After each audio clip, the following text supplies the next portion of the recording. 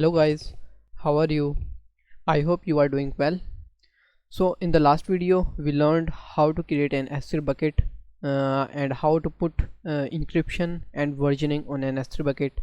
We also applied the S3 bucket policy to the objects in the S3 bucket. So all this was done using the CloudFormation template which was written in the YAML language.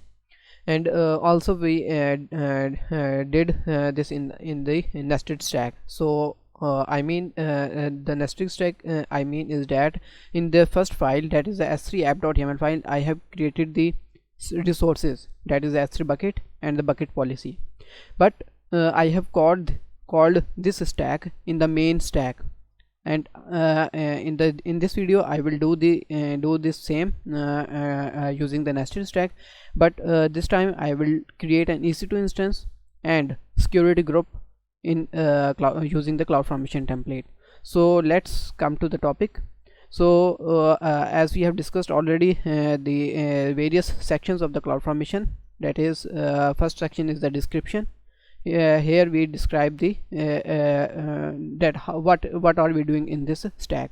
So I am creating an EC2 instance and the security group in this stack. So next one is the parameter section, where I am going to define my input I am going to define my input variables. So we will see them one by one.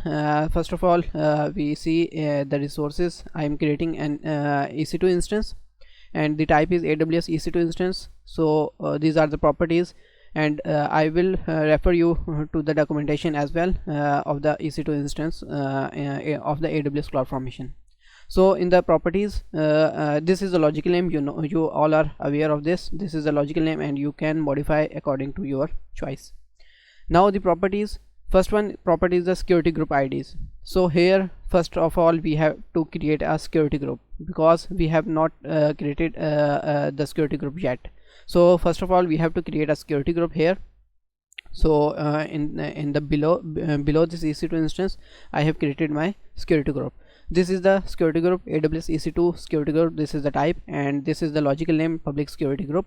And in the properties I have various values like VPC ID. So I have not created a VPC yet.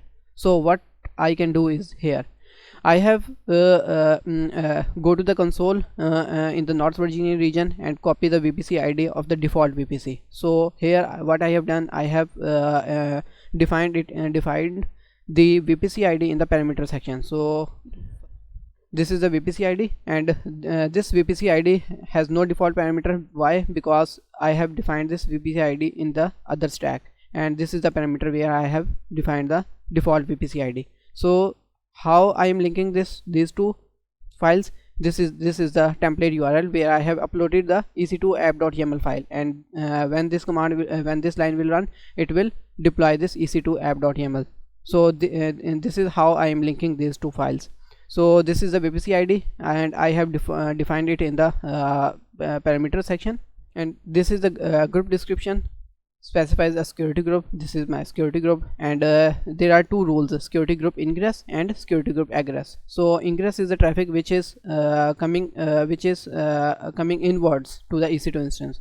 So this is the protocol TCP, and from port, this is the port of port 80, that is for HTTP. And similarly I have defined the CIDR IP in my parameter section. So I will show you where I defined this. This is the parameter section where I defined the public security group CIDR, and the default value is given in the main stack, and public security group, and the value is open 0.0.0/0. So this is the open address, that is the public address. So this is the protocol for this is the section for the HTTP part, and similarly for the port 443, that is the HTTPS port, this is the same for the HTTPS, only the port has been changed, port is changed. So then there is for SSH port 22, and now there is the egress traffic. So egress means the traffic which is going outward from the EC2 instance. So I have used the IP protocol as -1. So -1 means that all traffic is allowed. So IP protocol, if I set the TCP or something else, then it will be a specific IP protocol. But if I define the -1, it means that I am allowing the all traffic, and the CIDR IP remains the same, that is the 0.0.0/0, and I have defined the tags here. So you all are well aware of these tags, as we have already discussed in the previous video. So now I have created a security group. Now in the EC2 instance I need this security group. So what I did is that I have used the intrinsic function, that is the get attribute. What this function does is that it gets the attribute of the the attributes of specific resource. So here what I am doing is that I am retrieving the group ID. I am retrieving the group ID of which source, of which resource, of the security group, that is the public security group, and this is the logical name of the security group. So this is the procedure how you retrieve the attributes of the resources. So you can retrieve other attributes of the security group as well, or some other resource as well. So here image ID, this is the AMI ID, and I have defined it in the parameter section. You can see here I have defined, and the default value is the AMI, and this is the AMI ID of the North Virginia, of the instance of the which lie in the North Virginia region. So you can define your own AMI ID here.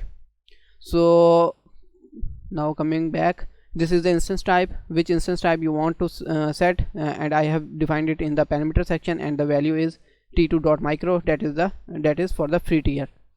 And then availability zone, in which AC you want to create this EC2 instance, and I have defined it in the parameter section, and the value is US East 1A. So in the US East 1A availability zone, my EC2 instance will be deployed.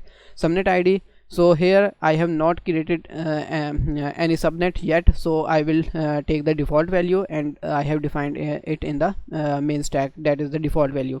So subnet ID is subnet, this one. So I have defined it manually. Next, there is a block device mappings. So you can say simply it is a hard drive.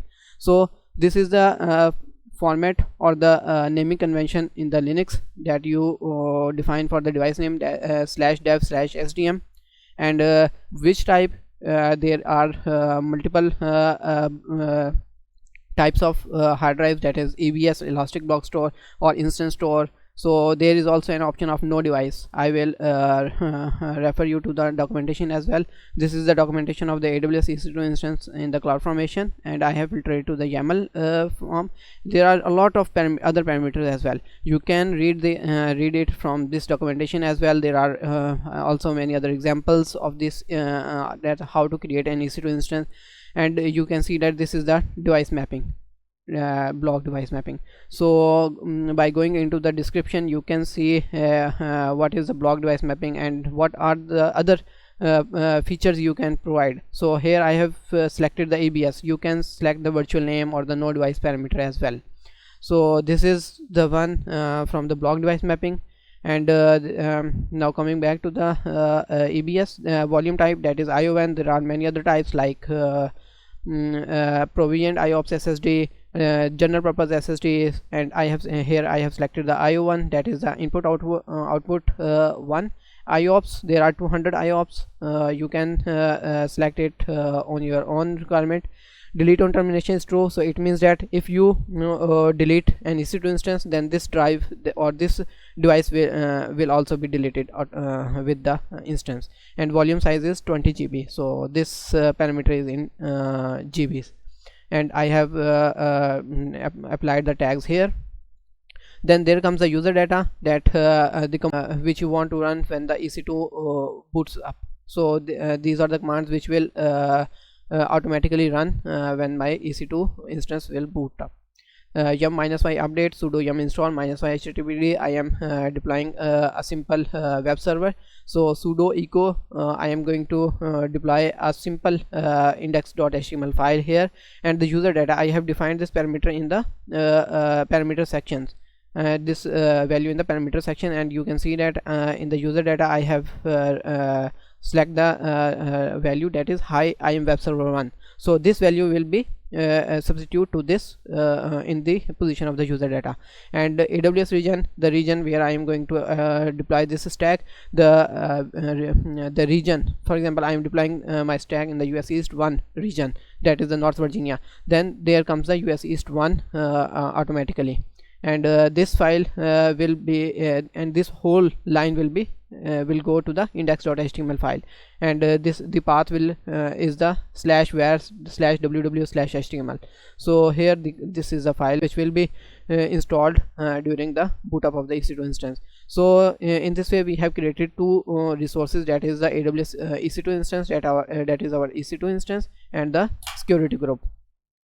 Now I have taken the output, that is the EC2 instance. This is the logical name, and I have ref to the logical name of the EC2 instance where I have created my resource, EC2 instance resource. So this is by this name I am going to export my EC2 instance, project, app, environment, and these are the values which will be substituted, and these are the values which are defined in the parameter section as well. So I will upload this whole code in the GitHub repo, and I will attach the link in the description section, so you can download it from there as well.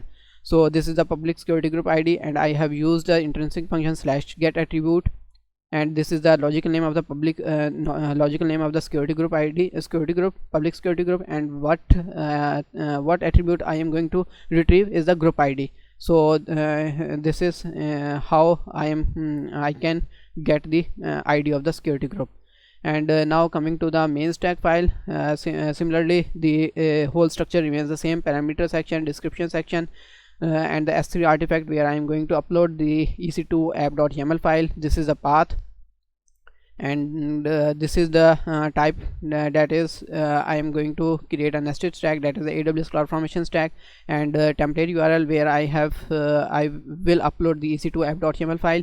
And these are the parameters. So these are the parameters which I have defined here. So project, app, environment, image ID, instance type. So these are the parameters which and the default values are written in the main stack. So you can see them one by one. If there is any query or you face any error, you can write in the comment box. I will try to get time and answer your queries. So I am going to output my EC2 stack. This is the logical name, and I am going to ref my EC2. This is the logical name of the EC2 stack. So this, and by this name I am going to export this the stack. So now I am these are the some commands where by which I will first upload it into the S3 bucket and in the EC2 folder. So this is the command AWS S3 sync dot, and this is the URI of my S3 bucket. So here EC2 is the folder where I am going to upload these files. So sync dot means that all the files which are in the EC2 folder, and I have two files, EC2 app.yaml and EC2 app main.yaml. So I'm going to upload these two files in the S3 bucket, and you will see that I have already uploaded the EC2 app.yaml, and I did not change anything in this file, so this was already uploaded. These are the two files which I have uploaded in the S3 bucket. Now I am going to create the CloudFormation stack. You you can validate your template as well, but as my template is good, so there is no need to validate this template. So paste the command and change the file name, that is the EC2 app main.yaml. So this is the file which I am going to deploy in the CloudFormation, and you will see the response here. So I have my CloudFormation stack has been deployed. So coming to the CloudFormation stack, refresh this stack. So this is in create in progress status. So I am going to pause the video and wait till it become in the create complete status. Now my stack is in the create complete status. So this is my main stack, and this is the nested stack where my resources are creating, that is the EC2 instance and the security group. So coming to the nested stack, where my resources are created. So this is the EC2 instance, and this is the public security group, and I have output them as well. So by going to the by clicking on the physical ID, you can go to that specific resource. So this is the EC2 instance, and this is in the running condition. Status is 2x2 check. Public IP address is allotted, and I have also enabled the web server, so I can see that what it is going to show. So this is the user data which I have given to the as an input in the CloudFormation template. Hi, I am web server 1 US East 1. So you see that the user data, this is the user data where the region was AWS region, and I deployed this stack in the North Virginia region. Then the value, that is the region value, is automatically substituted to this value, that is the region value. So this is my user data.